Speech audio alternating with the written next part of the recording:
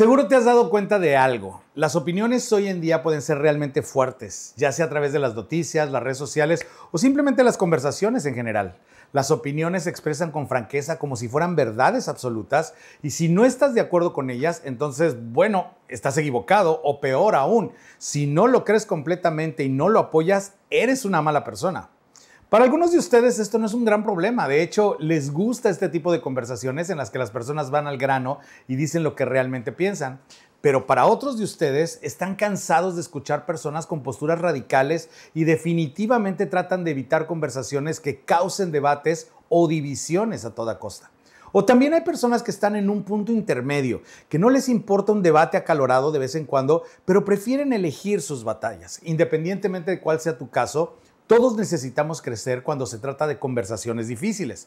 Si lo hacemos bien, las relaciones mejoran. Si lo hacemos mal, imponiendo nuestra postura y exigiendo que todos estén de acuerdo o ignoramos por completo las conversaciones difíciles, las relaciones pueden fracturarse y a veces sufren daños irreparables.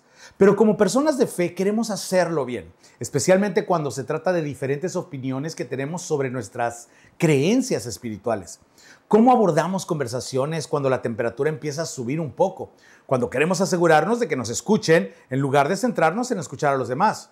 ¿Cuándo se supone que debemos decir algo y cuándo no? Justo antes de que Jesús terminara su tiempo en la tierra, pasó un tiempo intencional e importante con su grupo principal de seguidores y los dejó con esta poderosa oración que el apóstol Juan registró. En una oración, o es una oración que no solo era para los seguidores de Jesús en ese momento, sino para las personas que creeríamos en Él en el futuro, personas como tú y como yo. Y realmente habla de cómo debemos abordar las cosas, particularmente cuando hay un peligro real de causar división. Jesús dijo esto: Padre, te pido también por los que creerán en mí, que todos sean uno, que sean llevados a la unidad completa para que el mundo sepa que tú me enviaste y que los has amado como me has amado. Así que Jesús oró para que a través de nuestra unidad el mundo que nos rodea viera a Dios un poco mejor. Pero si vamos a ser uno o unidos, como oró Jesús, ¿qué significa esto? Porque vamos a estar en desacuerdo a veces, por supuesto, pero en algún momento poner en práctica la unidad requiere saber cuándo y cómo responder a preguntas difíciles o hablar sobre temas difíciles, particularmente cuando esos temas están conectados con la visión de Dios de una persona. Una clave para navegar ese tipo de conversaciones es poder distinguir entre las creencias que tenemos que son realmente importantes y las que no lo son tanto. Ahora, para algunos de nosotros esto puede tardar un segundo en ser procesado, porque si eres como yo, te enseñaron que toda la verdad, particularmente cuando se trata sobre las cosas de Dios o la fe, todo es verdad, es igual. No sé si te enseñaron eso tal cual, pero así es como se sentía. Cosas como Dios lo dijo y así es, o la Biblia lo dice, así que yo lo creo. Y entiendo esto, pero piénsalo de esta manera.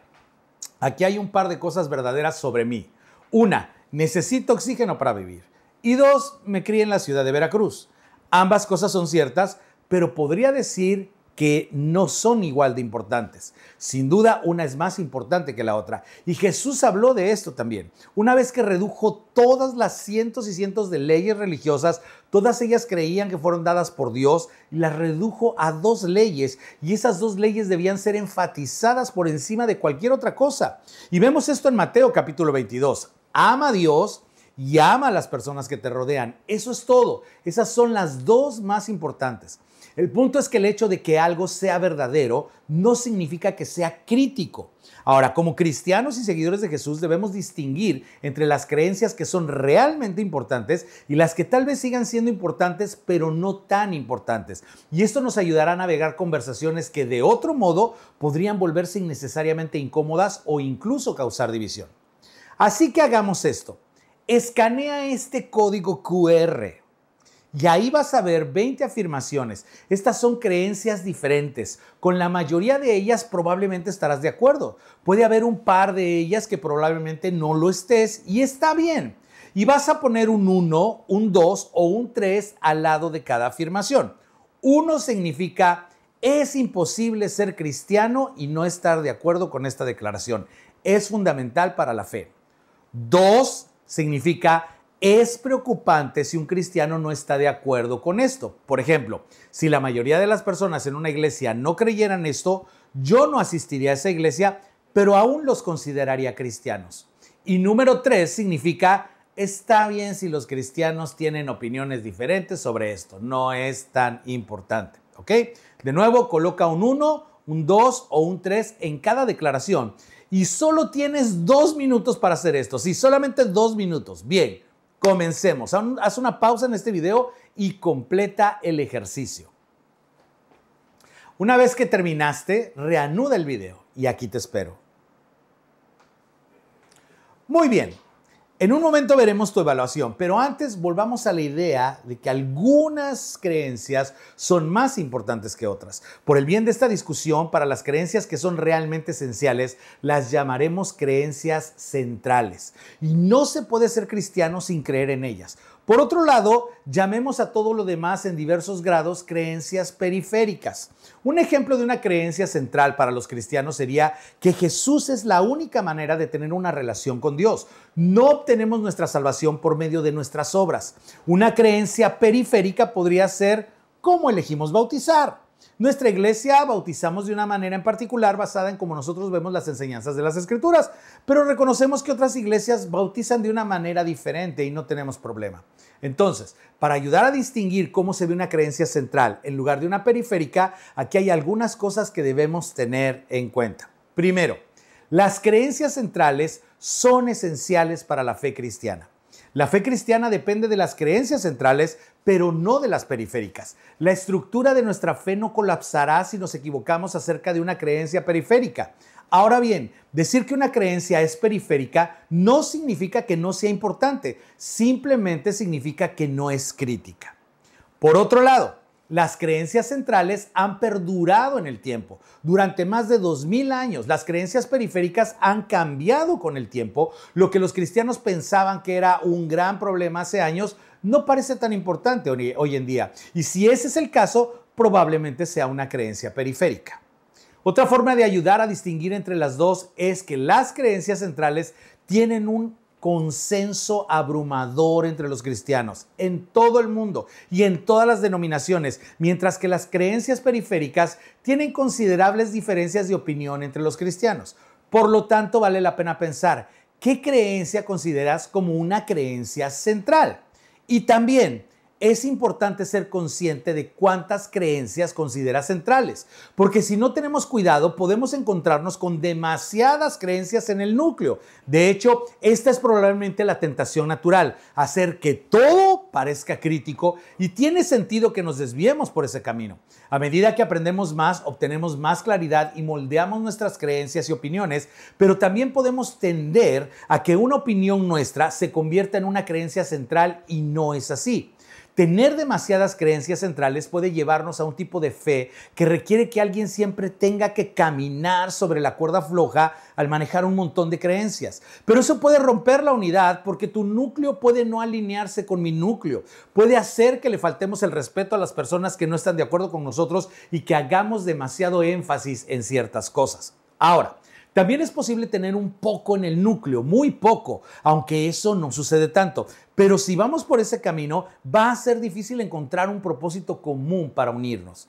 Así que tener demasiado o muy poco en el núcleo causa problemas. Hay peligros en ambos extremos y todo eso plantea la pregunta, ¿cómo determinamos nuestras creencias centrales? Aquí hay algunas sugerencias para comenzar. Una es ver el o los temas principales de la Biblia. ¿Cuáles son las cosas que la Biblia vuelve una y otra vez?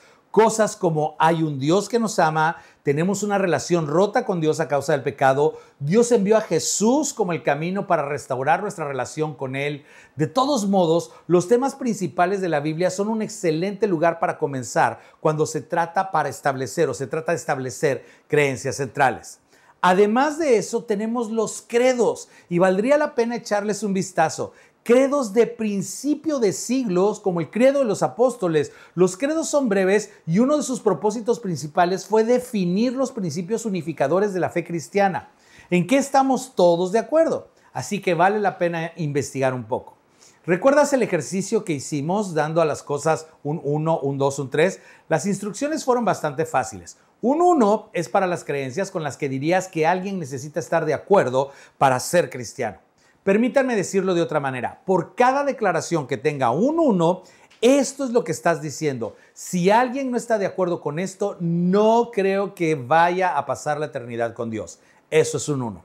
Pero para algunos de nosotros es fácil ver una de esas afirmaciones y ser realmente apasionados al respecto, por lo que nuestra tendencia es pensar, realmente creo en eso, así que le voy a dar un 1. Pero algunas creencias que son importantes para ti puede que no sean centrales, son solamente tu opinión. Y eso está bien, mantén tus opiniones, solo que priorízalas.